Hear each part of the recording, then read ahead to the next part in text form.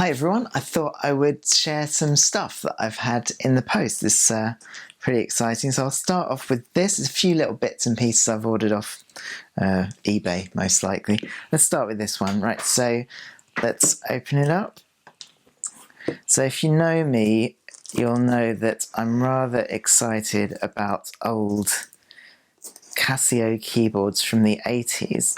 So when I found this on eBay, I just couldn't resist. So it's something I've been looking at for quite a while, but I must admit, it wasn't until after I ordered it that I realised quite the size of it. Anyway, let's have a look. So this is probably the tiniest Casio keyboard I've ever seen. I mean, look at the size of it. It's tiny. It's like, if you can see it in my hands, it literally would fit in my pocket. It's not in great condition. There's a few little scratches there, and the lid is kind of bending. Oh, bending open a little bit there. I'm going to have to do a bit of servicing on that. Right, let's see if it works, I suppose. I guess I could turn it on. Oh, well, it seems to be powered up. That's a good sign, isn't it? Let's try playing something. Oh, that's really weird. The buttons seem to be like almost touch sensitive. I mean, you do push them a little bit, but maybe it's just because the lid is a little bit raised from normal, so the buttons aren't protruding quite as much as they should. Oh, that's quite sweet though, isn't it? Let's just have a look. What else can I do with it? Rhythms. Okay, so similar to the old VL1, VL tone, the famous one. Although I must admit that drum sounds a little better.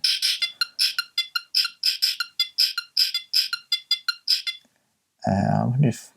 Let's try the other tones.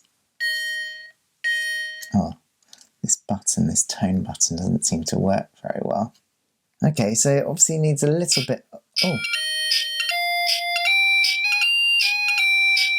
That's very odd. It sort of sounds like the music's sort of a bit wobbly.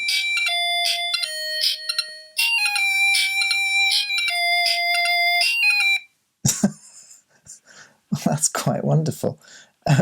Okay, I'm going to need to do a bit of servicing on that to try and get that back up to spec, but really, a really amazing little keyboard. I just can't believe how small it is. I mean, to give you an idea, let's just, let's turn it off. Let's just hold it up next to my phone. So this is an iPhone 6. There's not much in it really, is there? It's certainly a lot narrower than that. So that's pretty cool. Okay, so this is the VL tone VL10.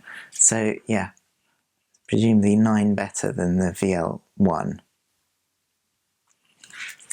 Right, next up, what do I have? It's a much bigger box, and this is the Casio VL tone VL5. So this was what I thought I was buying when I bought the VL10. This presumably is, or at least I hear, that it's very similar to the VL1, except it's got polyphony. But look, it also has this really weird thing, like a barcode reader. I really don't quite know how that's supposed to work, but it's a really heavy box. Let's open it up and have a look. Okay, so the original polystyrene is missing, but you can see we've got some bubble wrap in there.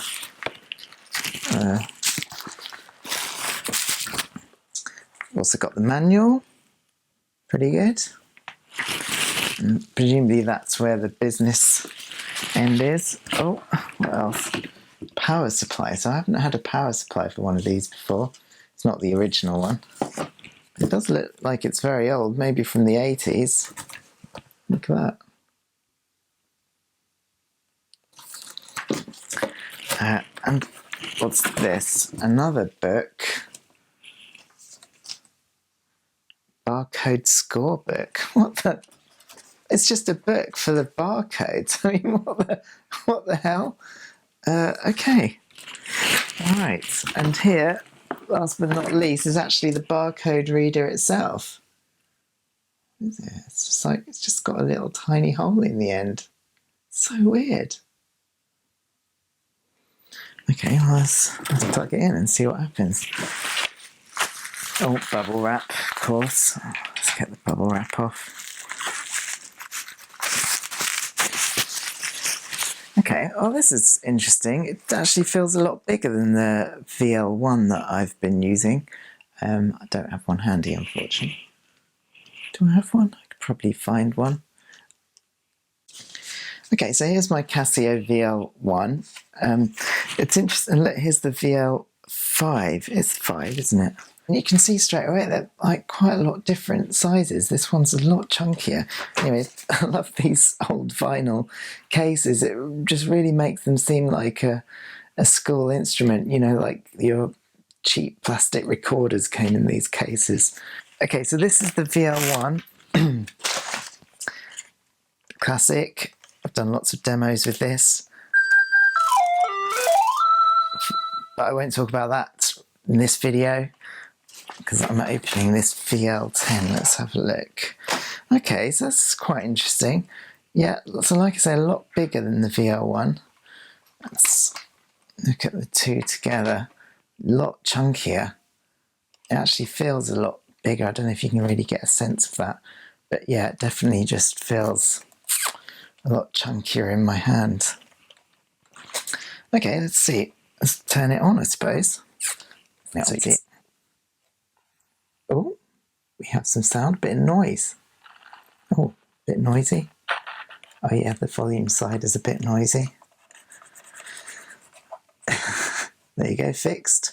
Right, let's see what it makes, what sort of sound it makes. Well, that's quite interesting because it's very similar sounding to the VL1, but the tone is actually a little, you can tell the synthesis on it, it's got a shorter sustain, like one of the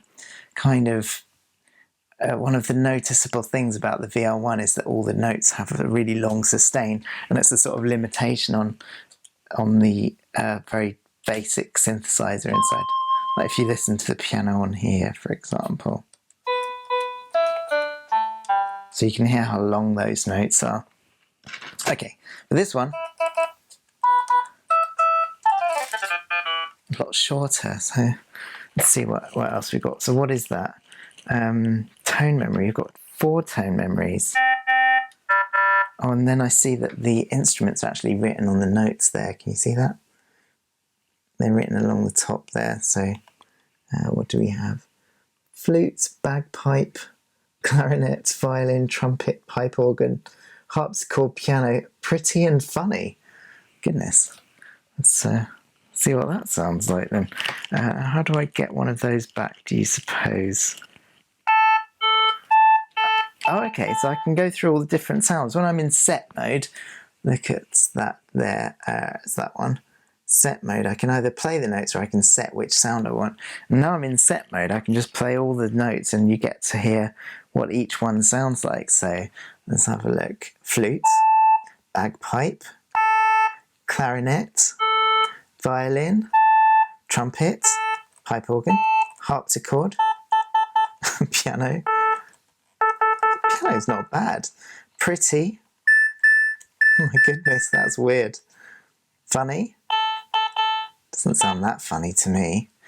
I want to try the piano. Okay, let's go back to play.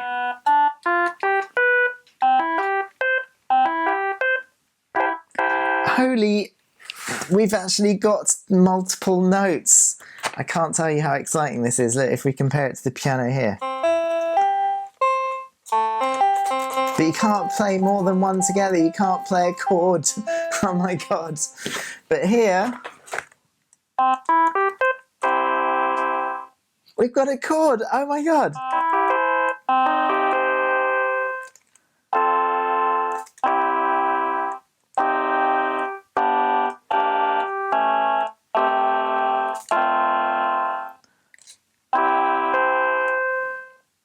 That is cool. I wonder if the rhythms are better.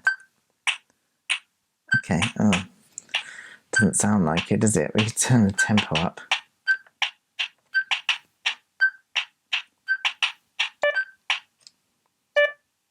How do I change? Oh, I need to go to set to change the rhythm. So waltz, march, rock. Let's try rock.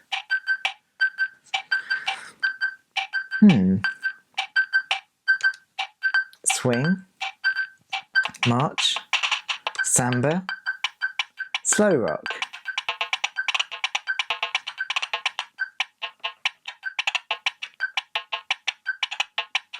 A little disappointing.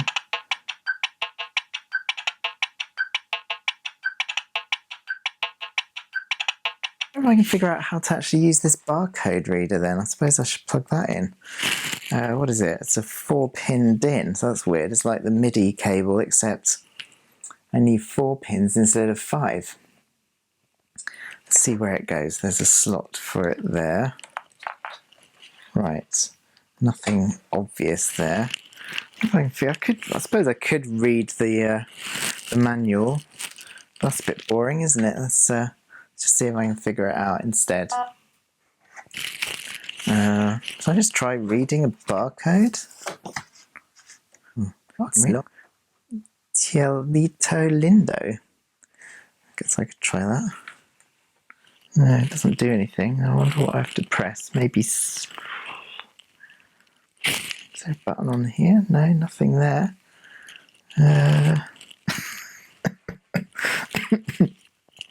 What MS? MS record play off. I wonder what MS means. Oh. Did that do something? Oh.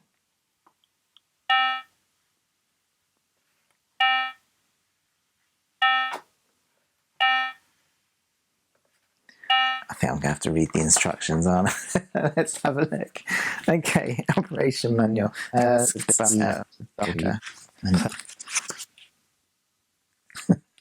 Reading about auto rhythm spelt wrongly. Look at that. 8 kinds of rhythm, including waltz, rock, swing, etc. To increase the interest of the melody, select a rhythm which matches. Yeah, okay. Memory play mechanism. Look at that. Some cool pictures there. MS memory. This is a method using the MS-1 barcode reader for reading the barcoded musical score. Okay, set the main switch to MS. Done. Trace the first line of the pitch barcode from left to right using the tip of the barcode reader. My goodness, there's 13 of them. I suppose I should do them all. Let's try it. Okay, pitch. Is that good?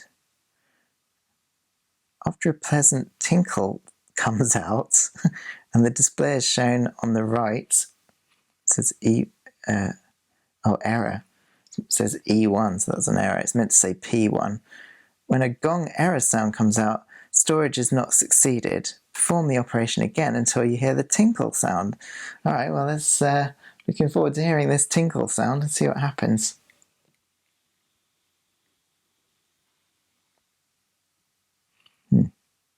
No sound. Do I have to press something? No, it just says keep trying it.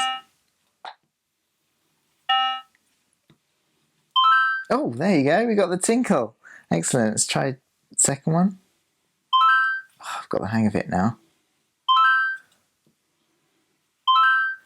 You need a nice even movement across the barcode. This is bonkers.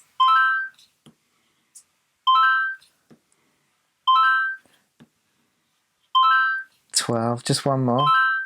13, okay. After the last line of pitch has been stored, store the length duration using a similar operation. So I think I just need to do the length ones here. Okay.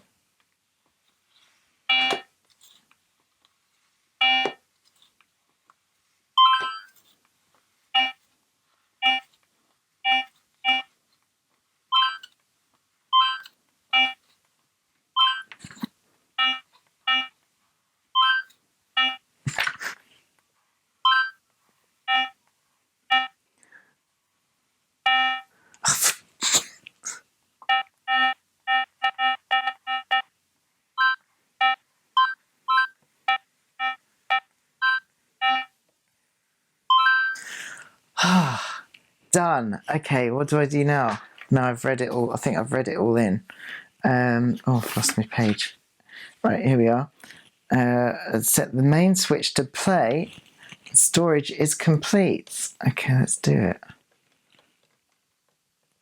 Okay, play. Thereafter, enjoy playing by referring to autoplay. See page 14.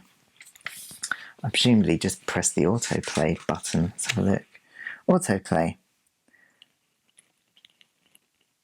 Just press.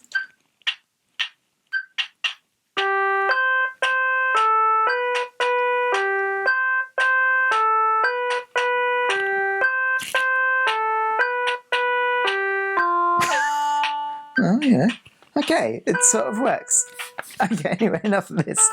So that's the Casio VL-Tone VL5. Just a little bit, a bit underwhelming. But, yeah, so this barcode reader stuff is kind of interesting and odd. Okay. Last but not least, I've sort of saved the last thing. If it's something, I've saved something for the last, which actually is kind of a bit obscure. It's more of a bonus item, really, because it's not going to really do anything by itself, but might be interesting nonetheless. Let's open it up.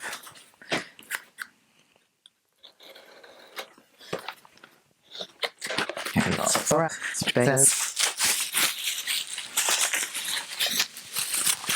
what is this interesting looking pouch? You might wonder. There's a little hint on the bottom.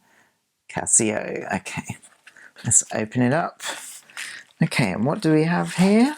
This is the Casio FA-1. Oh, FA-1 which is a what is it? It's a cassette interface for early Casio programmable keyboards. You can see here we've got audio cables out, which will go out to your cassette player. And look at this, in the original packing even, the original program for the Casio. Honestly, I can't open that really, can I? That's just too astonishing. Anyway, so why am I so excited about this? Well, the Casio FA-1 was what added a cassette interface to the programmable keyboards, FX501P and the 502P. I think it works on the 601 and 602 as well. But why this is so cool is, well, I mean, programmable calculators, sure, they can work out stuff algorithmically, and then you can save the programs to the cassette and load it back in. That's, that's fine. That's cool, it's exciting, but that's not really why I'm excited, because if you look at the top left button, there is a switch that switches between calculator and music. And when you switch it to music and push buttons on the calculator, it actually plays notes. So I think this came out, it would have been in the late 70s. And this is what Kraftwerk used to make the bleepy noises in their Pocket Calculator song. So as far as I know, they used an FX501P for that, and they made the bleepy calculator noises using this. So it's pretty exciting. Now all I need is to get one of those programmable calculators as well. If you've got one, let me know. I'd love to have a go on it. Excellent. Anyway, I thought you might enjoy looking at some bits and pieces that I've got recently. Thanks for watching. Oh, like and subscribe, all that stuff. See ya.